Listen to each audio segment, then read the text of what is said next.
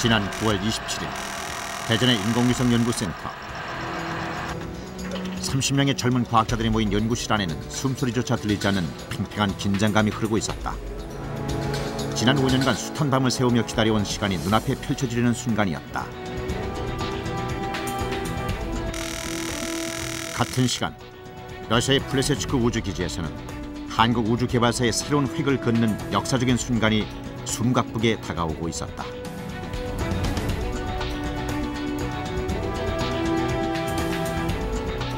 우리 과학자들의 손으로 개발한 국내 최초의 우주관측 위성 과학기술위성 1호가 우주 진출을 눈앞에 두고 있는 것이다.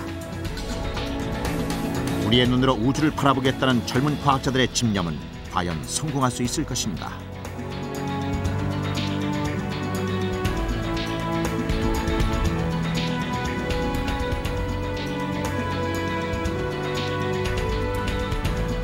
연구실 한켠의 인터넷 중계 화면에 의지해 발사 현장을 지켜보고 있던 연구원들의 초조함은 시간이 갈수록 더욱 깊어가고 있었다.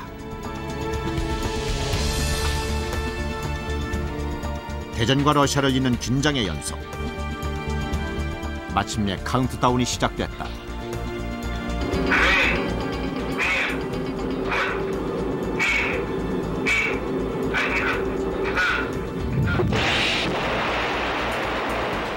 지축을 올리는 굉음과 함께 솟아오르는 로켓. 쥐죽은 듯 고요했던 연구실에서 환호가 터져나왔다. 성공이었다. 드넓은 우주에서 우리의 눈이 되어줄 100kg의 작은 별. 그것은 우주 개발 11년 만에 우리 과학자들의 손으로 일궈낸 쾌거였다. 이렇게 몰래 이렇게 갈고 닦았던 그런 보석을 이제 다른 분들한테 보여주면서 얼마나 아름답냐고 이렇게 자랑하는 그런 기분. 그때 울었습니다, 저는. 왜 울었냐면 이 부모가 이 애지중지 키운 딸을 시집 보낼 때 아, 이게 아드레날린이구나. 뭔가가 몸에서 분비되는 것 같았어요.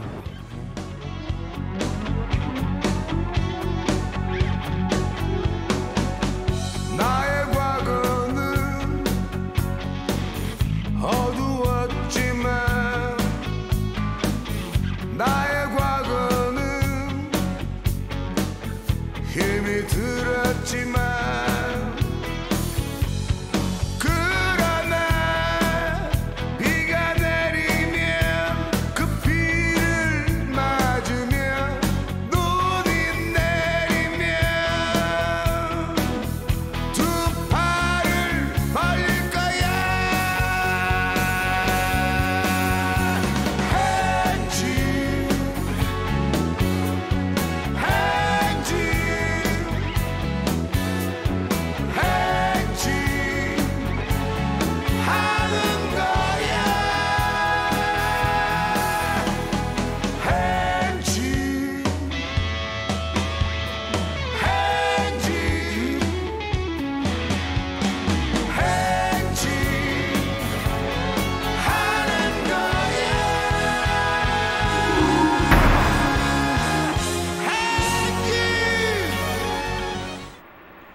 24시간 우주를 향한 눈이 열려있는 곳.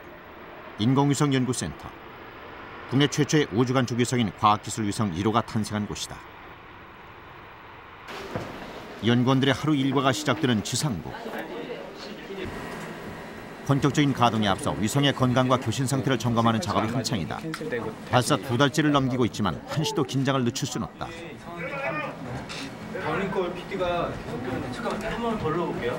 100분에 한 번씩 하루 14번 지구를 도는 위성.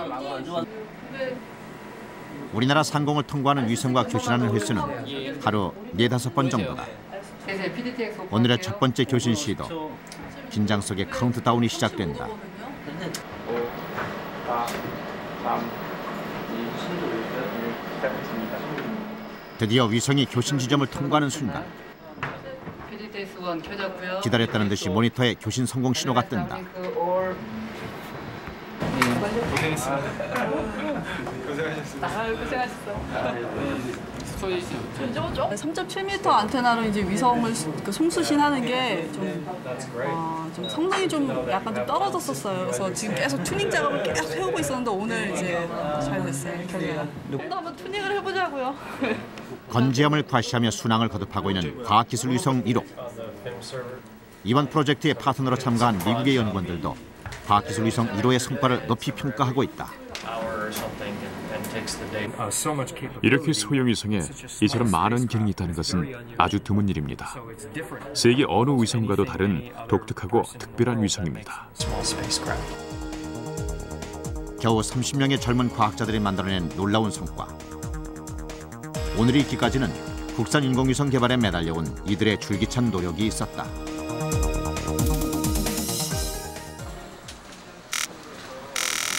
(5년) 전인 1998년 10월 우리별 시리즈로 국내 인공위성 역사에 서막을 열었던 연구원들은 그동안의 기술과 경험을 바탕으로 새로운 프로젝트를 계획한다. 그것이 바로 국내 최초의 우주관측 위성을 제작하는 과학기술 위성 1호 프로젝트였다.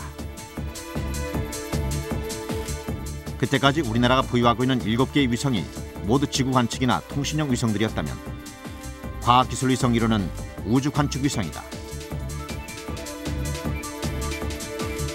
우주개발 선진국으로 가기 위해서는 독자적으로 우주에 대한 정보를 얻을 수 있는 능력을 갖추는 것이 무엇보다 중요하다.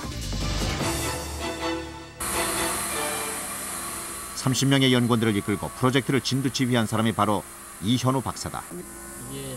그는 지난 92년 국내 최초의 인공위성인 우리별 1호를 개발해 세상을 놀라게 했던 주역 중 한 사람이다. 그것은 인공위성 지식이 전무한 상태에서 불과 2년간의 영국 유학 끝에 이뤄낸 성과였다.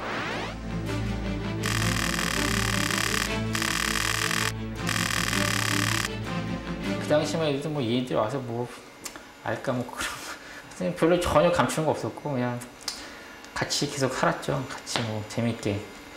그리고 이제 그 와중에 이제 저희들이 열심히 카피하고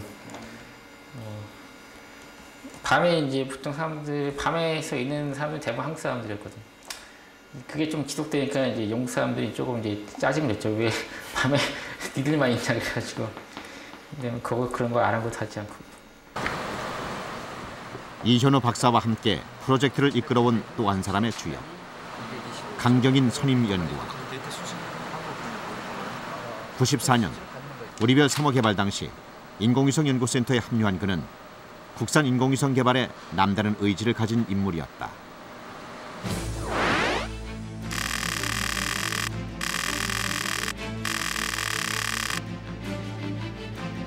우주 기술에 대한 그런 막연한 동경심, 그다음에 또 내가 만든 거를 뭐 미국의 뭐 나사라든지 뭐 유럽에 있는 이런 우주 프로그램처럼 내가 만든 걸 우주에 띄워서 뭔가 해보겠다는 그런 어떤 과학 신비의 어떤 그런 것, 신비한 건 아니지만 새로운 것에 대한 도전, 그런 욕구가 아마 서로들한테 굉장히 이렇게 어필이 많이 됐던 것 같고.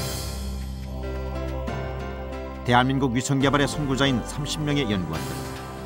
또 다른 신화 창조를 위한 그들의 행진은 그렇게 힘찬 첫걸음을 내딛고 있었다. 그러나 90년대 말 이들에게 뜻하지 않은 시련이 찾아온다. IMF로 인한 경제 위기, 구조조정의 칼바람이 불면서 감원과 통폐합 조치가 취해졌고 많은 사람들이 거리로 내몰렸다. 인공위성 연구센터도 예외가 아니었다. 정부 출연 연구소와의 통폐합론이 제기되면서 프로젝트는 물론 센터 자체가 존폐 위기에 놓이게 됐다. 지원금이 끊겨 월급을 받지 못하는 사태가 이어졌고 불투명한 미래 앞에서 연구원들은 불안감을 감추지 못했다.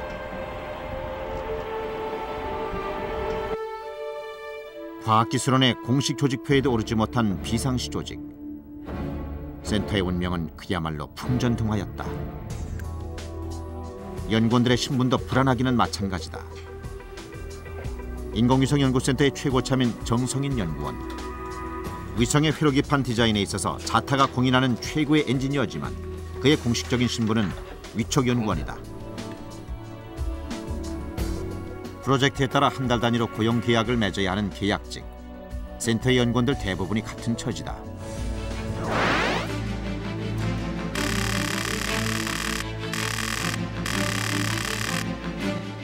프로젝트가 그만두면 저희도 그만둔다는 생각밖에 없었습니다.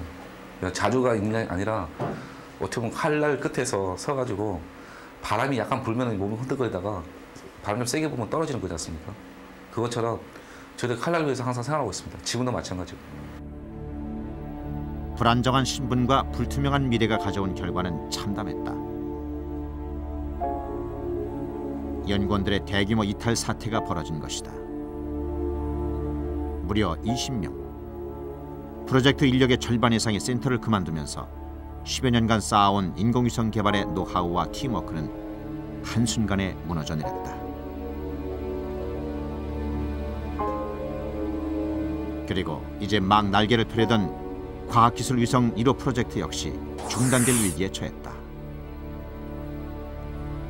남아있는 연구원들은 충격과 허탈감으로 심리적 공황 상태에 빠졌다. 팀의 리더였던 이현우 박사와 강경인 선임 연구원이 느낀 절망감은 누구보다 클 수밖에 없었다. 그렇게 만들어진 어떤 지금의 그 당시에 우리나라의 어떤 여건, 환경들이 참 안타깝고, 정말 우리가 10여 년 동안 인공소형센터를 통해서 개발한 이런 우주 개발의 어떤 그 역사라기보다는 어떤 그런 능력이 다시 10년 전으로 되돌리는 듯한 느낌도 그 당시에는 좀 받았어요. 최악의 경우 프로젝트를 포기해야 할지도 모르는 상황. 그러나 여기에서 주저앉을 수는 없었다. 과학기술대학의 한 강의실. 10년 전 바로 이곳에서 이현우 박사와 동료들은 국산 인공위성 개발의 꿈을 키웠고 우리별 2호를 개발해냈다.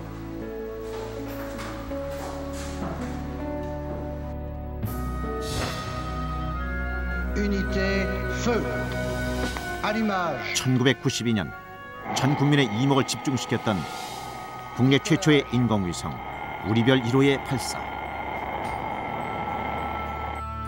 그 주역은 89년 영국 유학길에 오른 이현우 박사 등 9명의 유학생들이었다.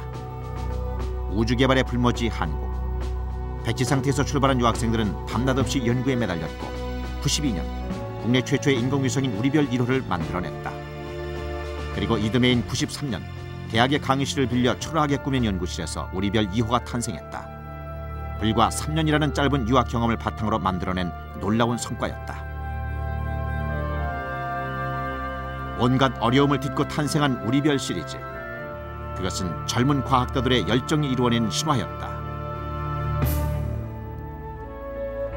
그 신화가 무너지려는 순간 이현우 박사와 남겨진 연구원들에게 필요한 것은 절망과 좌절이 아니라 다시 한번 일어서겠다는 굳은 의지였다.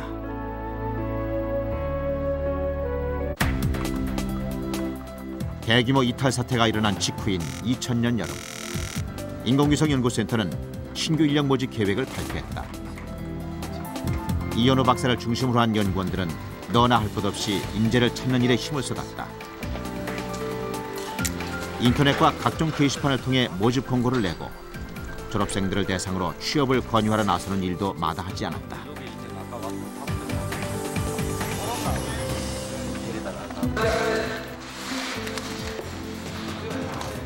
(20명의) 연구원들이 남기고 간 빈자리는 그렇게 하나 둘 채워져 나갔다.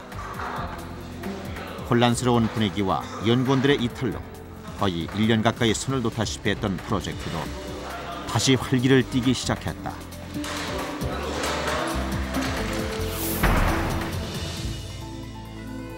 공중분해의 위기를 딛고 기적적으로 다시 일어선 과학기술위성 1호 프로젝트는 이제 새로운 모습과 마음가짐으로 재도약을 준비하고 있었다. 첨단 기술의 집합체인 인공위성. 하나의 인공위성이 완성되기까지는 EM과 QM, FM 등 3단계의 제작 과정을 거친다. 첫 번째 단계는 엔지니어링 모델이라고도 부르는 EM의 개발이다. 이 시기에는 아직 인공위성의 형태를 갖추지 않은 상태에서 부품 단위로 전자적인 성능만 시험하게 된다.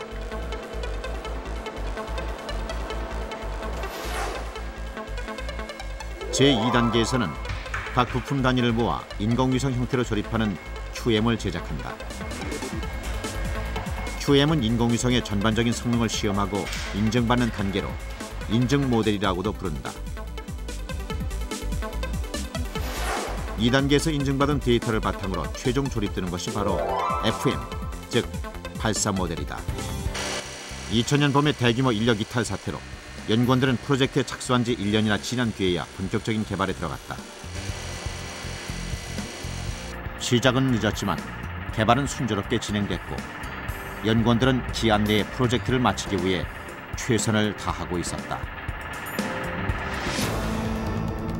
1단계 작업이 한창이던 그때 세계무역센터가 산산조각난 9.11 테러가 일어났다. 바로 이 사건이 프로젝트 팀의 발목을 잡게 될 줄은 아무도 짐작하지 못했다. 하나의 위성을 완성하는 데는 수만 가지의 부품이 들어간다. 그중 상당수는 군수업체에서 취급하는 것으로 국내에서는 구할 수 없는 것이 많다. 통신용 부품인 RF 필터도 그중 하나였다. RF 필터는 위성과 교신을 할 때 불필요한 주파수를 걸러내주는 역할을 한다. 지정된 주파수로 교신을 해서 임무를 수행하는 위성으로서는 없어서는 안 되는 중요한 부품이었다. 문제가 일어난 것은 9.11 테러 직후였다.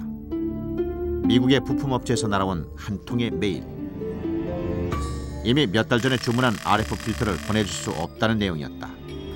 특히 이제 위성에 들어가는 부분들이 좀 전략적으로 중요한 부분이 될 만한 것들이 많이 있거든요. 그래서 사실 그 전에는 이제 9.11 전에는 저희들이 이제 미국에 있는 일반 회사들이 거의 뭐 그런 거를 라이센스를 요구하지 않고 그냥 물건을 팔았는데 9.11 이전에는 그 라이센스를 다 요구했죠.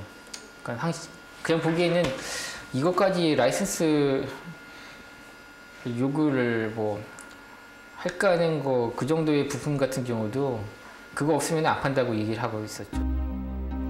수출 불허 조치가 내려진 것은 RF 필터만이 아니었다. 예기치 못한 부품 대란, 비상사태였다. 수출업체와 미 관계 당국에 수없이 전화를 걸어 수입 허가를 요청했지만 허사였다. 프로젝트 완료 시점까지는 겨우 1년 3개월밖에 남지 않은 상황. 긴급 대책 회의가 소집됐고 부품 조달 작전을 위한 갖가지 아이디어들이 쏟아져 나왔다. 진짜 별 방법 다 했어요. 어떤 방법, 어떤 생각을 했었냐면은 미국 가서 미국 오파상 통해 가지고 그 사람 사서 우리 핸드백에 집어넣고 김포에 그냥 들어오자.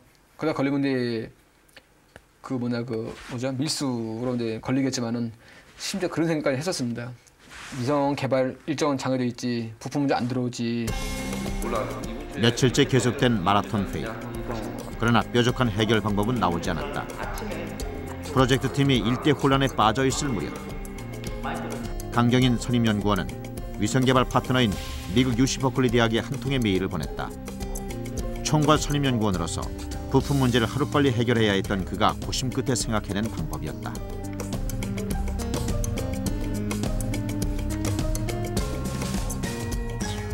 (9.11) 이후 강화된 미국의 검열 조치는 시간이 흘러도 느슨해질 기미가 보이지 않았다. 이런 상황에서 한국의 연구원들이 부품을 손에 넣는다는 것은 불가능해 보였다. 지루한 기다림이 계속되던 어느 날 일선을 놓고 있던 연구원들에게 반가운 손님이 찾아왔다.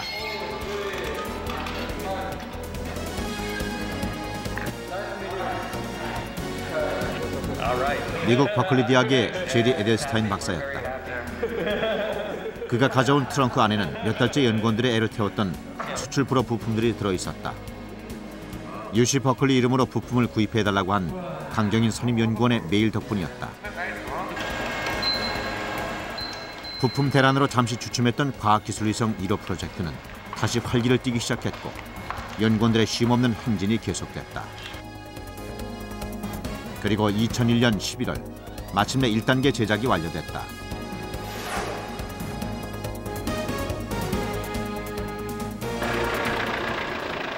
위성 개발 2단계의 핵심은 인공위성의 성능을 인증받는 일이다. 인공위성을 발사할 때와 우주궤도에 올렸을 때 위성이 제대로 작동하는지를 점검하는 환경시험. 위성 작동의 기본인 전력부를 담당하고 있는 신관 팀장은 누구보다 긴장된 심정으로 시험에 임하고 있었다.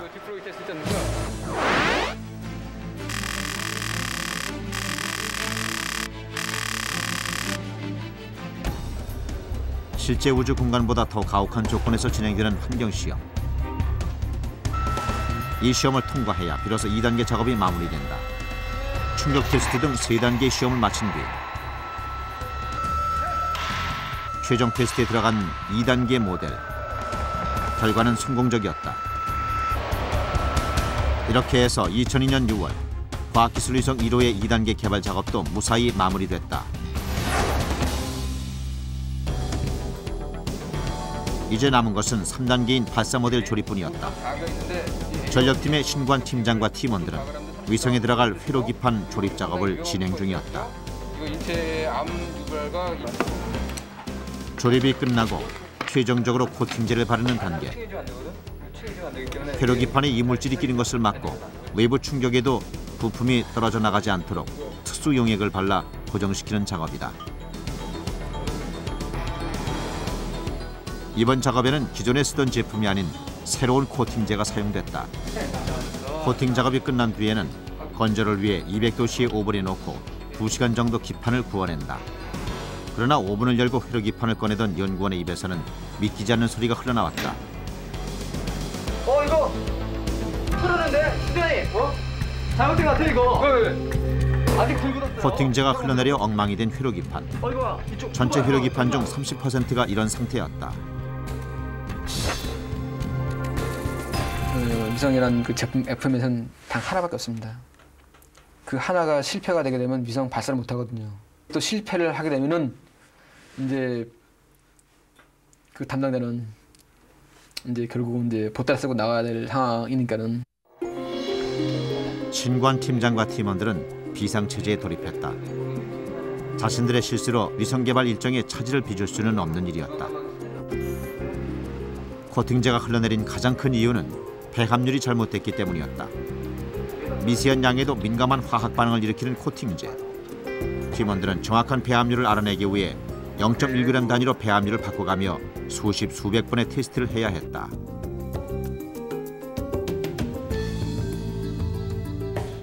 그러나 팀원들을 괴롭히는 것은 끝없이 계속되는 배합 실험만이 아니었다.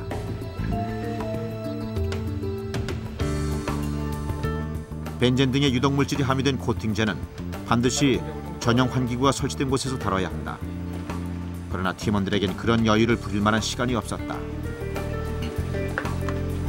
코팅제의 독한 냄새는 팀원 전체를 심한 두통과 중독의 공포 속으로 몰아넣었지만 작업은 밤을 새워가며 계속됐다.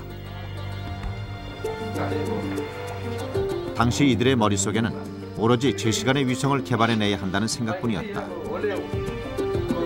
그 제품을 파는 업체에 그 문서를 보게 되면 어떤 재밌는 에피소드냐면은 이 작업을 하고 난다면은 한 달 이내에는 부부 생활을 하지 말라. 라는 그런 게 있어요. 왜 그러냐면 2세가 귀가 3개나 나오고 또 눈이 3개나 나올 수 있다는 그런 주의사항들이 맨 밑에 언급이 돼 있더라고요. 그 연구원들은 아직 총각들 많이 있었거든요. 뭐 제가 얼마나 죄의식이 느끼던지 근사들한테. 그러나 정확한 배합률을 알아낸 뒤에도 문제는 해결되지 않았다. 그래서 시도한 방법이 코팅제를 좀 더 빠른 속도로 젓는 것이었다. 테스트 한 달째. 이렇게 만든 코팅제를 회로기판에 입히고 다시 오븐에 구웠다.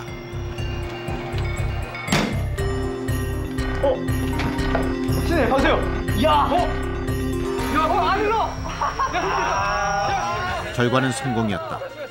6명의 팀원들이 무려 한 달 동안이나 유독물질의 공포와 싸운 끝에 얻어낸 결과였다. 2003년 2월 완성된 과학기술 위성 1호가 그 모습을 드러냈다.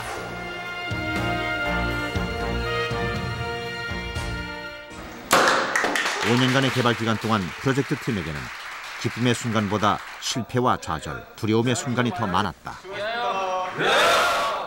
그러나 아픔이 많았던 만큼 기쁨도 컸고 그 결과도 만족스러웠다. 그 연구원들이 이동이 너무 많았었고 그 중간중간에도 또 많은 인력들이 또 이렇게 좀 있긴 있었는데 어쨌든 그러함에도 불구하고 아주 성공적으로 오히려 우리별 3호 때 그 완성도보다도 더 우수한 어떤 그런 위성체를 이렇게 조립이 이제 끝나고 FM 이제 조립이 끝나고 나서 참 하나님이 더 보호하사 우리나라 만세처럼 정말로 예, 또 하나의 진짜 기적이 이루어졌다고 참 말씀드리고 싶고요. 국내 최초의 우주관측 위성 과학기술 위성 1호는 이렇게 세상을 향해 당당한 첫걸음을 내딛고 있었다. 과학기술 위성 1호의 개발이 한창 진행 중이던 2001년 11월 인공위성 연구센터는 위성을 발사할 장소를 결정하기 위해 발사체 선정위원회를 구성했다. 안정성, 비용, 지리적 여건 등을 비교한 결과 지리적으로 가깝고 비용도 비교적 저렴한 인도와 중국이 각각 1, 2순위로 논의됐다. 이제 프로젝트 팀에게 남은 것은 세부 일정을 정하는 일뿐이었다. 그러나 그때 주 탑재체 개발에 참여한 미국의 나사로부터 한 장의 팩스가 날아들었다. 과학기술 위성 1호의 발사지로 인도와 중국 모두 곤란하다는 내용이었다. 위성에 들어간 미국산 군사 부품이 적성국으로 분류된 인도나 중국으로 유출될 수도 있다는 우려 때문이었다. 인도하고 중국 같은 경우는 막 지금 현재 신흥으로 막 우주 개발하려고 하는 데거든요. 근데 러시아 같은 경우 이미 다 했던 거라서 이거 해봤자 걔네들이 뜯어볼 그 생각을 안 하는 걸로 생각하는 거고. 근데 인도하고 중국은 지금 열심히 막 우주 개발하는 나라이기 때문에 여기 보면은 이게 건물이 없거든요. 계획에 차질이 생기자 프로젝트 팀은 서둘러 다른 나라의 발사체를 수소문하기 시작했다. 그러나 유럽 우주국 ESA의 경우 과학기술 위성 1호보다 작은 위성만 취급하고 있었고 미국의 나사는 가격면에서 인도나 중국보다 2~3배나 차이가 나 엄두를 낼 형편이 못 됐다. 수차례 회의를 거듭한 끝에 2002년 4월 러시아 발사체인 코스모스와 계약이 체결됐다. 발사 예정일은 2003년 9월 26일. 발사지는 러시아 북부의 플레세츠크 우주기지였다. 그로부터 1년 반 뒤인 2003년 9월 과학기술 위성 1호는 러시아로 떠나기 위한 준비를 서두르고 있었다. 컨테이너에 위성을 넣고 외부 충격에도 망가지지 않도록 질소가스가 주입됐다. 자, 보냅니다. 지난 5년 동안 연구원들과 고락을 함께했던 과학기술 위성 1호. 오케이. 자, 끝. 발사를 눈앞에 두고 위성을 떠나보내는 연구원들의 가슴 속엔 만감이 교차했다. 드디어 나도 이제 위성을 만들었구나. 위성을 진짜로 쏘는구나. 이제 그런 게 막 나감이 오고, 왜 수많은 밤을 새 가지고 만든 위성이 떠나니까 뭔가 아쉬운 감정도 있지 않습니까? 내가 진짜 공들여서 뭘 했는데 저게 위성에 발사된다고 하지만 어쨌든 간에 떠나는 거잖아요. 내가 그렇게 많은 시간과 그리고 내 주변에 있는 사람들한테 그렇게 많은 뭐랄까 그 피해를 주면서까지 만들었던 위성인데 저렇게 가는구나. 이제 그렇게 해가지고 뭐랄까 좀 희열과 좀 슬픔도 느꼈죠, 솔직히. 강경인 선임 연구원 등 6명의 연구원들도 러시아행 비행기에 몸을 실었다. 9월 9일 연구원들은 모스크바에서 북쪽으로 800km 떨어진 플레세츠크 우주기지에 도착했다. 연구원들을 맞이한 것은 곳곳에 버티고 서 있는 삼엄한 경비와 극도의 긴장감이었다.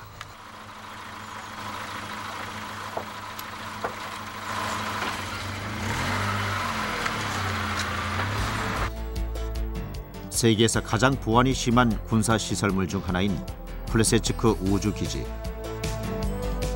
그동안 전 세계 인공위성의 40%가 바로 이곳에서 발사됐다. 발사체로 선택된 코스모스 3M 로켓.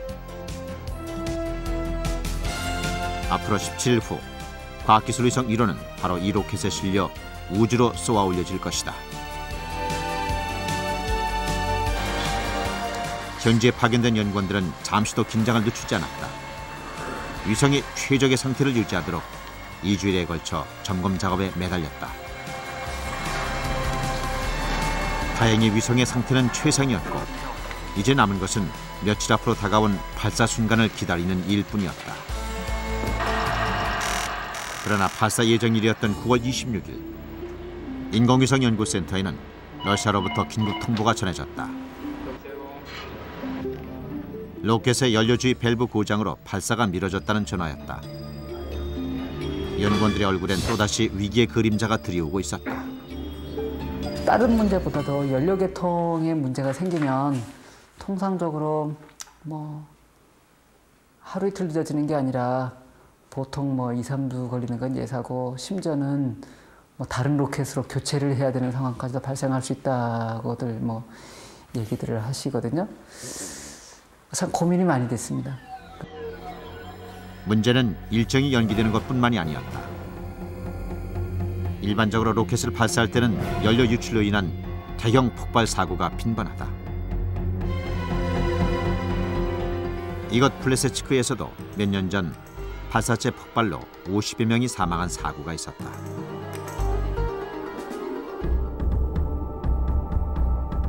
그러나 다행히 이튿날인 27일로 발사일이 결정됐고 과학기술 위성 1호를 실은 코스모스 로켓이 발사장의 모습을 드러냈다. 발사체엔 과학기술 위성 1호를 포함해 영국 서리대학교의 위성 3대, 러시아의 위성 1대 등 총 6개의 위성이 실렸다. 발사를 눈앞에 둔 순간 현재 파견된 강정인과 신구아는 숨을 죽인 채 위성에 실린 로켓을 응시하고 있었다. 같은 시간 인터넷으로 발사 현장을 지켜보던 인공위성 연구센터의 연구원들 사이에서도 팽팽한 긴장감이 흘렀다.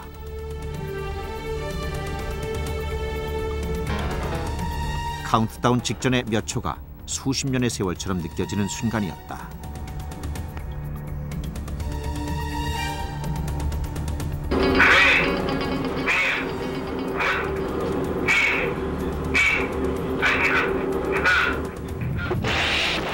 오후 3시 11분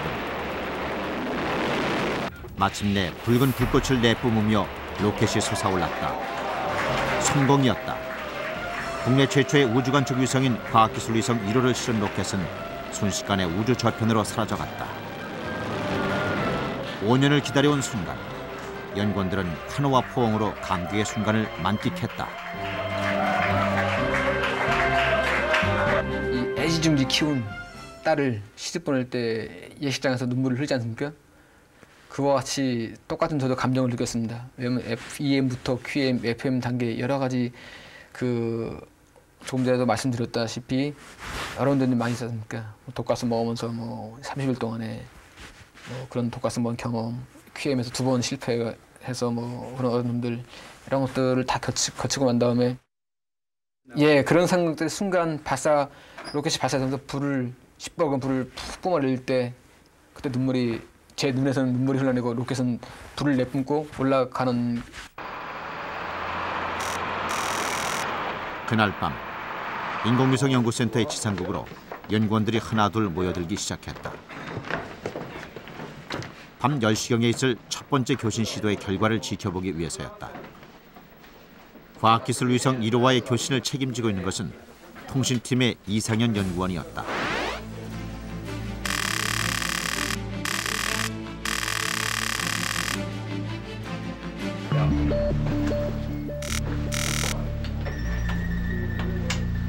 과학기술 위성 1호가 플레세츠크 기지를 떠난 지 6시간 53분 만인 밤 10시 4분. 통신팀은 위성과의 첫 교신을 시도했다. 그러나 교신 모니터에는 아무런 신호도 잡히지 않았다. 실패였다.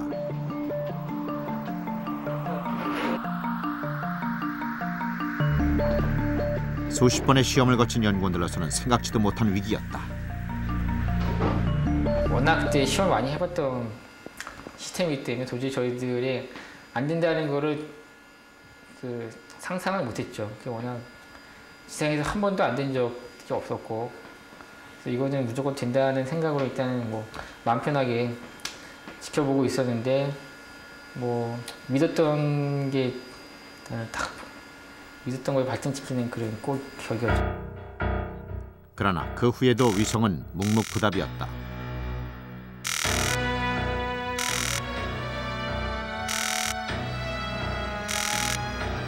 여덟 차례의 교신 시도. 결과는 모두 실패였다. 왜 안 될까? 그 위성이 너무 고생을 많이 해서 여기 지상에서 고생을 많이 해서 올라가서 우리도 고생을 시키고 있는구나 한 생각도 들면서 참 제 마음은요. 밧줄만 있으면 탁 올라가서 한 올인이 뭔가를 한번 짓고 싶더라고요. 저 개인적으로는 이번 겨울이 빙하기가 되는 줄 알았습니다. 한마디로 저희 내부적으로는 그런 생각을 많이 했습니다. 기관 자체의 존속이 좀 위험해지지 않을까, 실패에 대해서. 실패 자체를 좀 받아들이는데 좀 우리나라라고 해야 되나요? 현실적으로 좀 많이 좀 너그럽지 못하더라고요. 그래서 꼭 성공만을, 그리고 또 지금까지 우리별 1, 2, 3호를 계속 성공해 왔는데 이번에 실패를 한다면 이제 조금 아무리 그 전에 잘했더라도 한 번의 실패 때문에 많은 부분 저희가 피해를 보지 않았을까라는 생각을 센터 연구원들 전체적으로 많이 했습니다. 9번째 교신 시도가 있었던 29일 오전. 통신팀의 이상현 연구원이 분주하게 움직이기 시작했다. 교신 신호를 보내야 할 위성의 안테나가 고장났다는 판단 아래 제2의 안테나를 이용해 교신 시도를 하기로 한 것이다. 그러나 결과는 마찬가지였다. 통신팀을 포함한 모든 연구원들은 교신 시도가 끝날 때마다 원인 분석을 위한 대책 회의를 거듭했다. 그러나 누구보다 가장 절박했던 것은 통신 담당자인 이상현 연구원이었다. 위성이 발사된 27일 오후부터 벌써 이틀째. 그는 잠 한숨 이루지 못한 상태였다. 그런데 회의 도중 그가 무언가 그리기 시작했다. 교신 성공을 기원하는 부적이었다. 그만큼 절실했던 거죠. 교신이 제발 되라. 왜냐하면 제가 생각할 때는 전혀 문제가 없는데, 어떤 위성에는 분명히 문제가 없는데 안 된다는 거는 글쎄요, 뭐 어떤 다른 연구원은, 저 말고 다른 연구원은 막 꿈에 뭐 별 이상한 귀신들이 나타나가지고 위성을 잡고 있다는 그런 꿈을 꿨다는 얘기까지 하더라고요. 그만큼 사람들의 마음이 절실했었어요. 당시 이상현 연구원이 그렸던 부적은 지금도 교신기 깊숙이 숨겨져 있다. 이 부적이거든요. 어설프게 그린 위성 그림과 할아버지 도와주세요라고 쓴 종이엔 당시에 답답하고 절박했던 심정이 그대로 드러나 있다. 교신 실패, 우주 미화 등의 제목을 달고 쏟아져 나오는 신문 기사들은 연구원들의 마음을 더욱 무겁게 짓눌렀다. 설상가상으로 30일 아침으로 예정된 국정감사를 앞두고 실패의 원인과 대책에 대한 답변서까지 미리 준비해야 하는 상황이었다. 과학기술부의 우주개발 중장기 계획 중 일부로 116억 원의 거액이 투입된 과학기술위성 1호 프로젝트.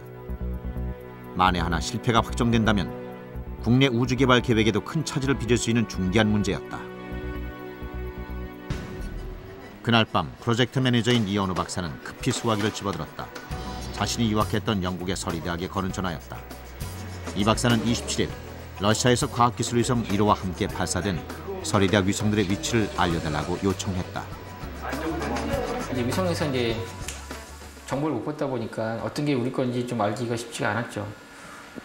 근데 그런 상황에서 이제 다른 같이 올라갔던 위성들은 다 신호를 받아가지고 데이터를 내려보내고 있다고 하고, 그래서 그러면 그 사람들은 뭐 자기들 위성이 어떤 거라는 걸 알고 있겠다 판단하에 이제 저희가 문의를 했었죠. 전화를 받아보니까 이게 아니라 이 박사는 같은 날 발사된 6개의 위성 중 서리대학의 위성 3개를 제외한 나머지 3개 중에서 우리 위성의 위치를 추적하라고 지시했다. 27944로 일단은 전화해서 현재 트래킹 해야 되고, 그래서 이 박사의 판단은 옳았다. 10번째 교신 시도가 있었던 29일 밤. 드디어 과학기술위성 1호의 위치를 알아내는 데 성공한 것이다. 거듭되는 실패 속에 이제야 희망의 실마리를 찾은 연구원들은 서둘러 교신을 시도했다. 과연 과학기술위성 1호는 응답을 해올 것인가? 자, S밴드 켭니다 이제.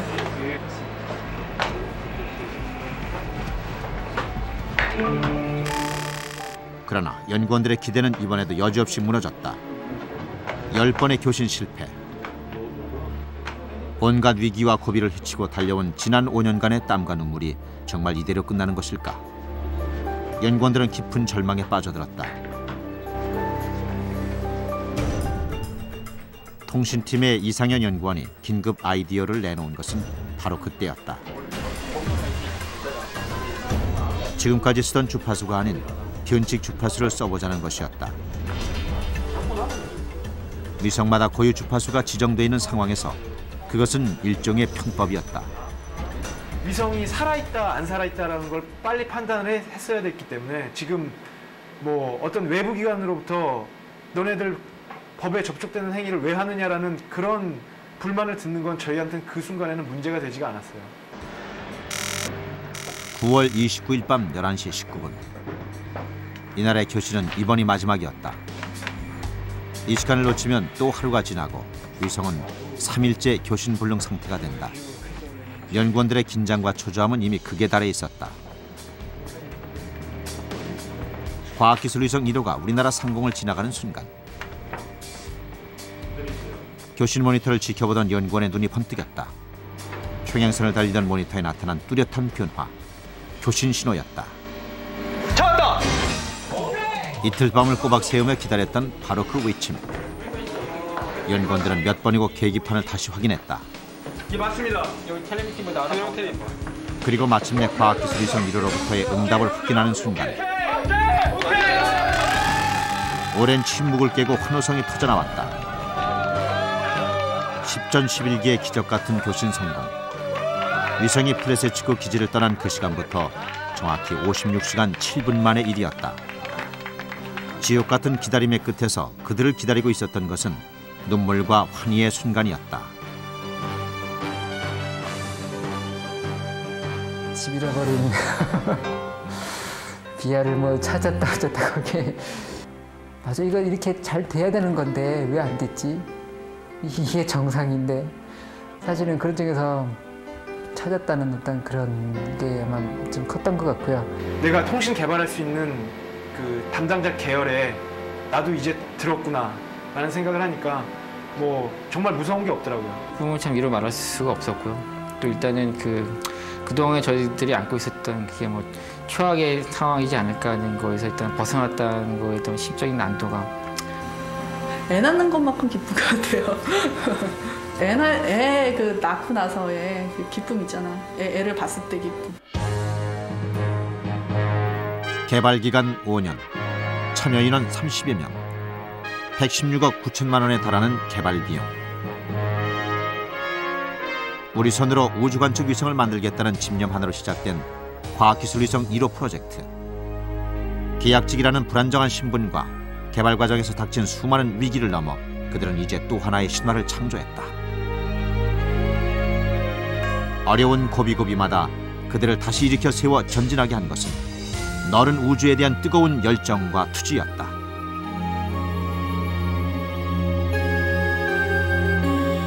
과학기술위성 1호.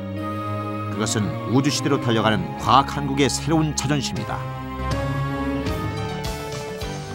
지난해 5월 26일 말레이시아의 마하티르 총리가 대전의 대덕연구단지를 방문했다.